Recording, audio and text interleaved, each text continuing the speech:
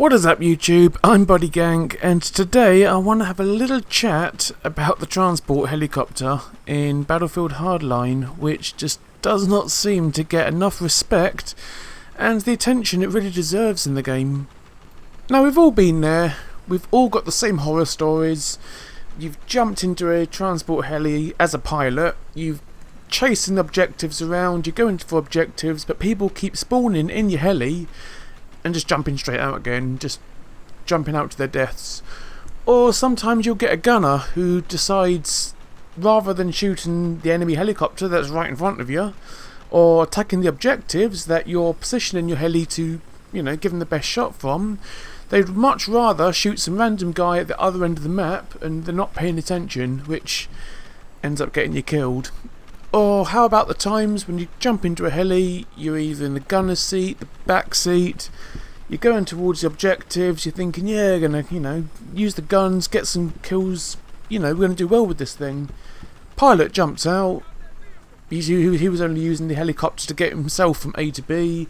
Everyone that doesn't jump out in time or get into the pilot's seat ends up dying, and he's just killed 4 people for no other reason that he wanted the heli just to get him from A to B. It's frustrating, it's so annoying, and we've all been there at some point. Everyone's got the same stories to tell.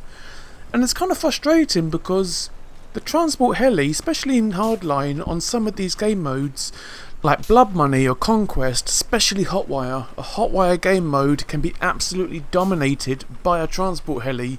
The footage that you can see is from a Hotwire game. Me and my friends, I'm piloting, they're gunning, and we will destroy any car that the enemy gets into as quickly as possible. Unfortunately, as you can see for the score, our own team wasn't really helping too much by getting into cars themselves. Had they done that, we would have easily have won, or would have caught up a lot quicker anyway. We did end up winning that game, but it was very close, but it could have been a lot easier. But more onto the point, I just wanted to make a video regarding the heli and give a couple of kind of pointers on how best to use it effectively. As a pilot, your main primary job is to basically keep everyone alive. Once everyone's in a safe position, your heli's got a decent amount of health, then yes, get your gunners into good positions, let them do their jobs, but your primary focus is to keep everyone alive. That doesn't mean jump out at the first opportunity. As soon as someone's locking on, jump out and leave everyone to die. Really have that kind of will to win, play to win mentality. And you can be extremely effective with the transport heli.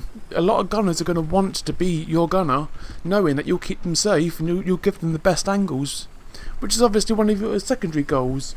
As long as you're safe, get your gunners into the best possible angles to get the shots. You got 2 gunners either side. They can both shoot forwards, obviously, but to really get the best out of them, I've always found let one gunner get the best angle at something, whether it be a vehicle, another helicopter. I personally always use the perk which gives you a faster reload speed on the guns, or cooldown speed I should say.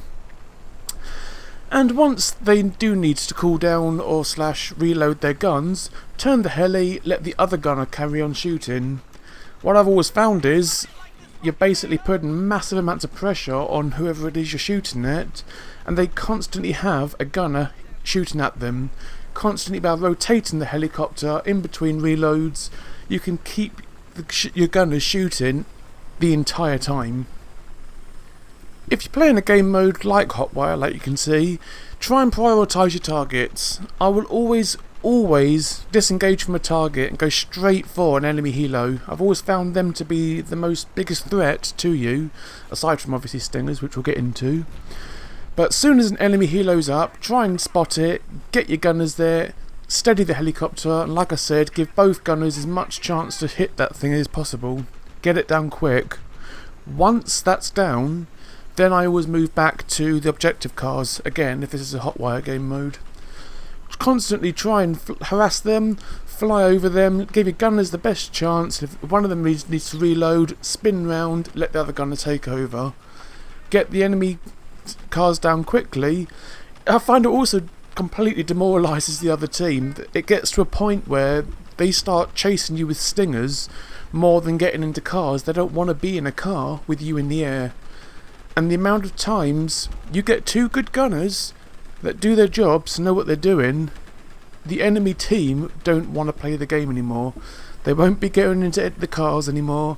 They'll be chasing you with stingers. They may kill you, and that's fine.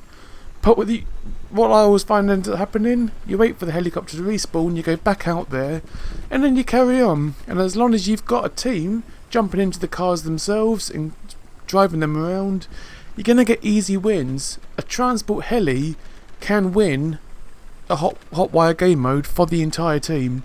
It's happened so many times.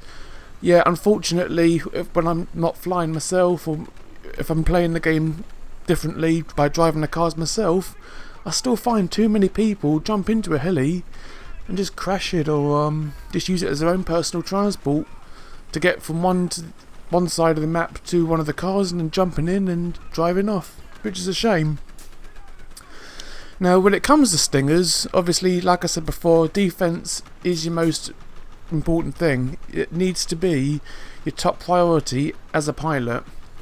If you are chasing a car and you're trying to get one destroyed quickly and someone locks onto you, you need to disengage.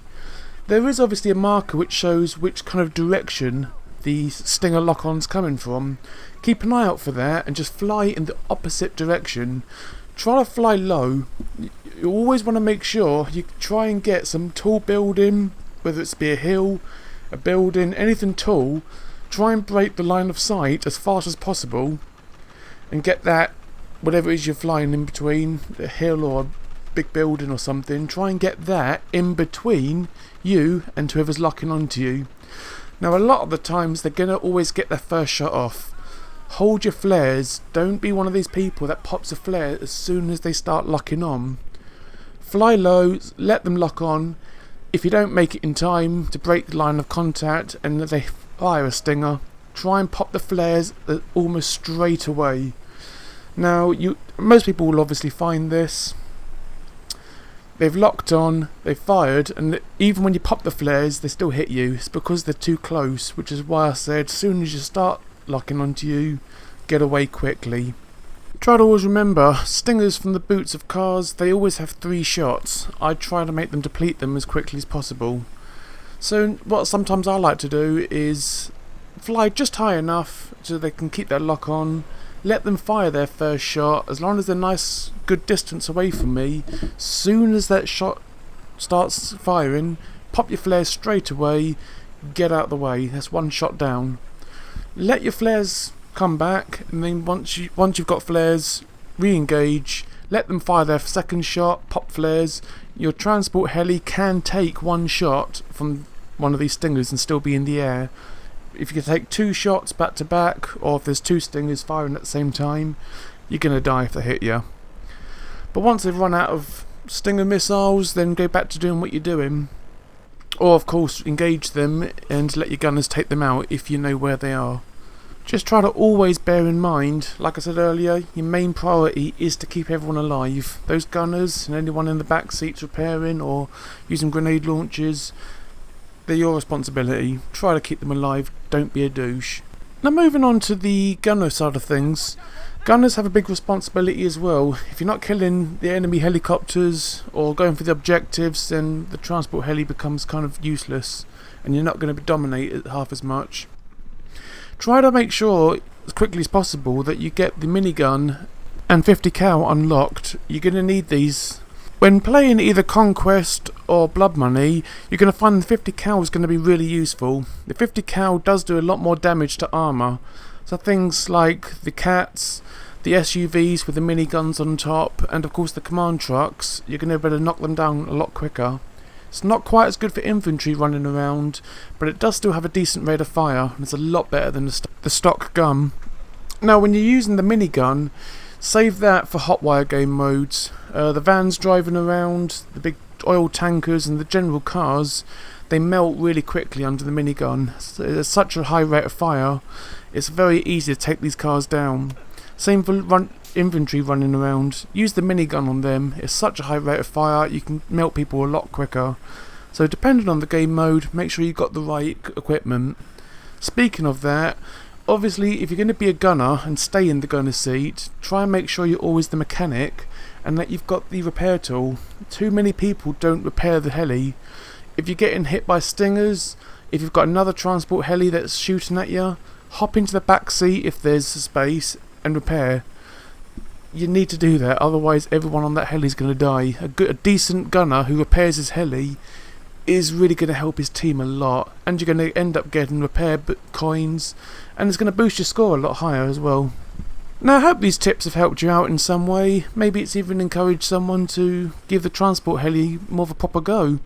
You're going to find it very rewarding if you do, and I do hope to see more helicopter pilots using the helis a lot more responsibly than just simply crashing them at the earliest opportunity. Now, if you've got a funny story to tell, if you've got any good plays that you want to talk about, leave a comment down below, slap a like if you liked it, and I hope to see you guys more on the battlefield.